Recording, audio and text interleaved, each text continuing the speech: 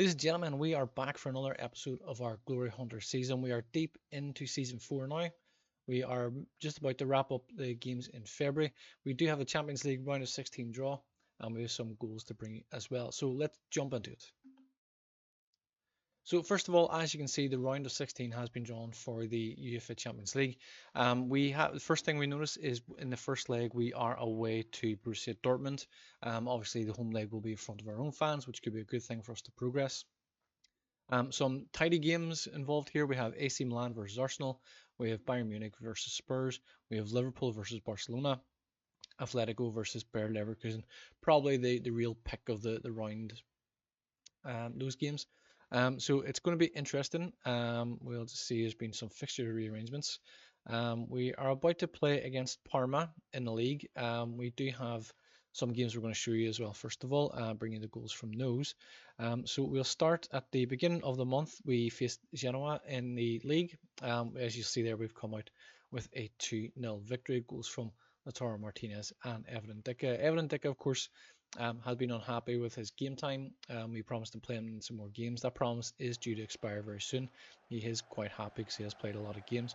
As we see here, Sucic and Zaniolo combining as he crosses the ball to Lautaro Martinez. A little touch in off the post gives us the 1-0 lead. DeMarco with a big cross into the back post from the corner. Evan Ndicka's initial header is saved by the goalkeeper, but he follows up the rebound to make it 2-0. We then faced Lazio in the Coppa Italia. We did some heavy squad rotation, again, giving some minutes to some of our more reserve players, some of our not so regulars. And we've come away with a 3-0 lead. As we see here, Lapane squares the ball across from a corner. Tonelli's shot initially comes back, and Gilardici is at the back post to fire home. Albano then goes all the way to the byline, cuts the ball back, and Lapane stealing in at the end to fire home. From the corner then, Zaniolo whips the ball in, and as it comes in to the back post, Evan Ndicka is there yet again to score for 2 goals in 2 games. We followed that up with a win against Sassuolo in the back in league action. We are away in this game, as you'll see. We've come home there with a 4-1 victory. Of course, we'll shoot goals once they're loaded up. Very, very pleasing. AC Milan were closing the gap on us. It was down to 4 points. As we see, Zaniolo and Scheller combine here. DeMarco from about 18 yards drills it in the roof of the net. DeMarco then takes a throw into Jedson, returns the ball, wins his challenge back again as he goes to the byline, crosses the ball back over. There's a hand on it from the goalkeeper. The ball falls to Scheller and he makes it 2-0. Jedson then gets in the steal from the challenge, crosses the ball to Zaniolo. He fires back across the face of goal. Lautaro was there for an easy tap-in.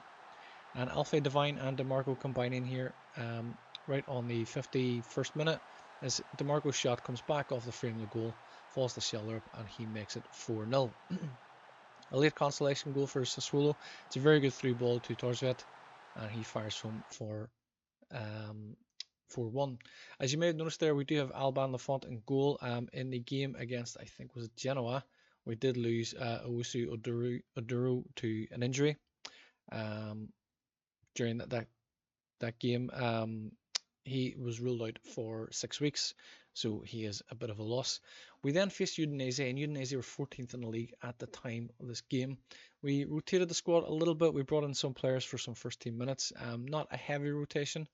It's a game really we should have got a result out of, but we've come home with a 2-1 defeat, which is very disappointing. As you'll see, there's a nice pass in here. The ball comes all the way across to Christian. He finds Luca, who comes one-on-one with the goalkeeper to make it 1-0 in the 15th minute. Piero then whips in a corner, and a header from, I think it's Sole there, finds Lovrich, and he makes it 2-0. Right at the death in the 89th minute then, Chukwueze breaks down the right-hand side, wins the ball back, crosses it to Lautaro Martinez, who makes it 2-1, but it was too little too late really, as we come home with nothing. We took our anger out on Torino, as you will see. Again, we fielded as strong a team as we could at the time. We did rotate a little bit. We've sent them packing with an 8-1 defeat. We'll show you the goals here. There's quite a lot to get through here, obviously. In as early as the first minute, Chukwueze and Alfie Devine combine for 1-0, 48 seconds in. DeMarco then takes a corner as his ball finds Pavard in the 12th minute to make it 2-1 for his first goal of the season.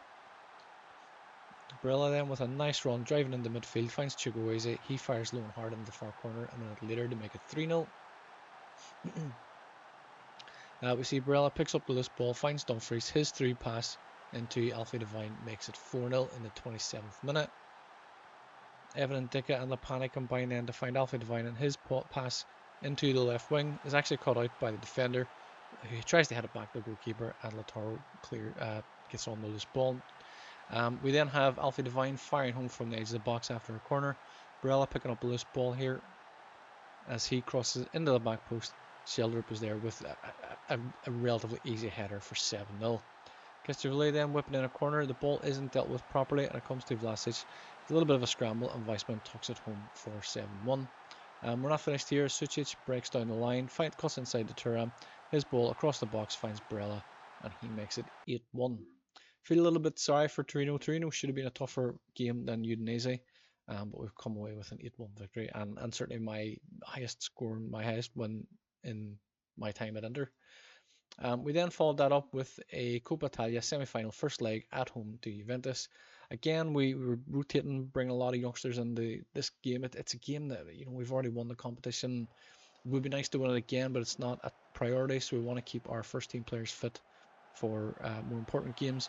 As Latorre finds a nice pass inside the channel to Chukwueze, and he makes it 1-0 in the 21st minute. Barella then finds Pinto Pedrosa as his shot comes back from the keeper and falls to Jason Fernandez, and he makes it 2-0 in stoppage time. So that brings us up to today. We are about to face Parma in the league. Parma are currently 18th in the league, not doing so great, of course. They are very much in a relegation scrap. We are top of the league. We are expected to win this game. We've rested players. We do have Borussia Dortmund coming up next, of course.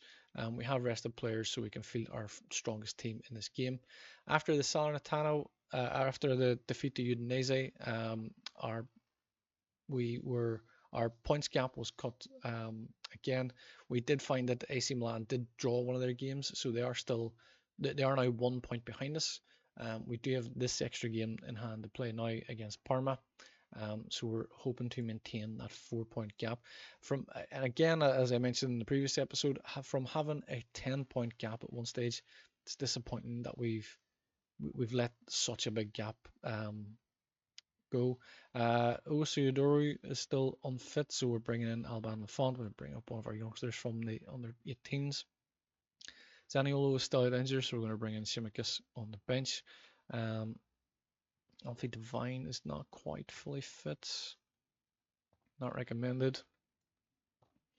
Bring him in there. So we go again with our strongest looking team. We have Dumfries, Pavard, Bastoni, and DeMarco across the back. We have Lapane, Barella, and Sucic in midfield. Chukwueze and Schiller on the wings, and of course Lautaro Martinez playing up front for us. So we'll get into the game. We'll give the lads a team talk. We'll tell them we expect a win. As we see there, it is 1 point advantage we have currently. Milan did beat Atalanta recently. We are favourites, and I want us to play like it. And everybody's inspired, motivated, all the good things.